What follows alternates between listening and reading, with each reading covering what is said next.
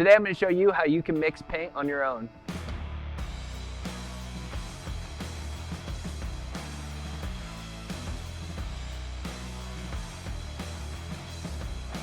Curbs can be a real problem for some people when driving, and even though this thing has 6 to 8 sensors around the whole thing, sometimes you can still hit a curb.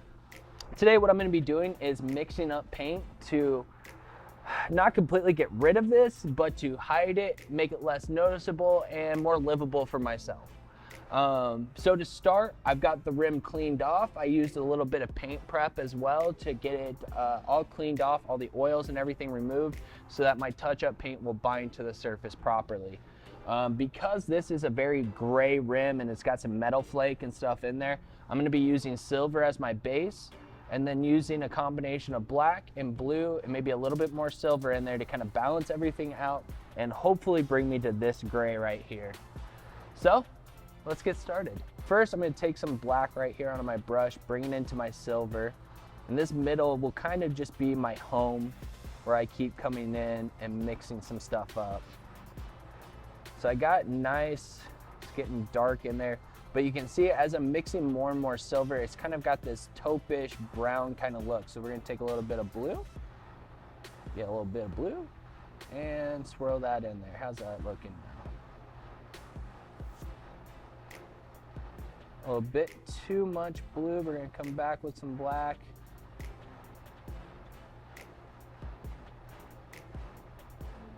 I'm going to get a little bit of reducer over here. This will just kind of help thin it out a bit, make it easier to mix.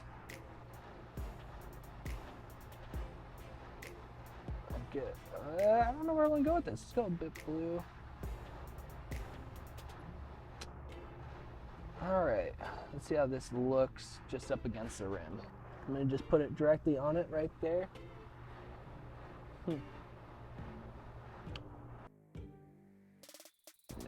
After taking a look of my paint touch-up on the rim, I'm noticing that my paint leans a little green. So to kind of knock back that green, I grabbed some red pigment. And I'm just gonna put a little bit of red in there. Grab a little bit more reducer on my brush. Get a little bit more red.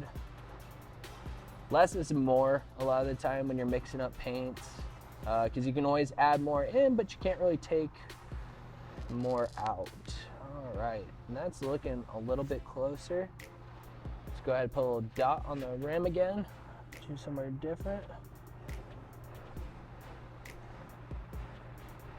I think that's pretty darn close. I don't know if I'll get much closer.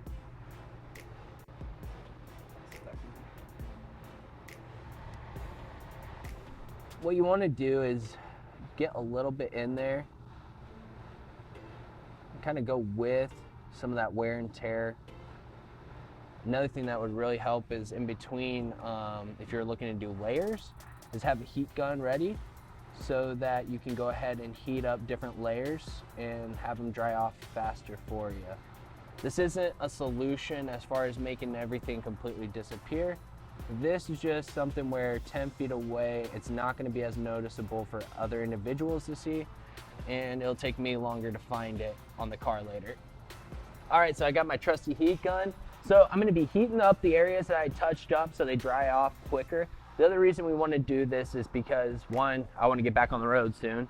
Two, paint can darken or lighten up depending on what shade it is, and it can also shrink. So we want to make sure our final product is good to go before we put all the paints and supplies away.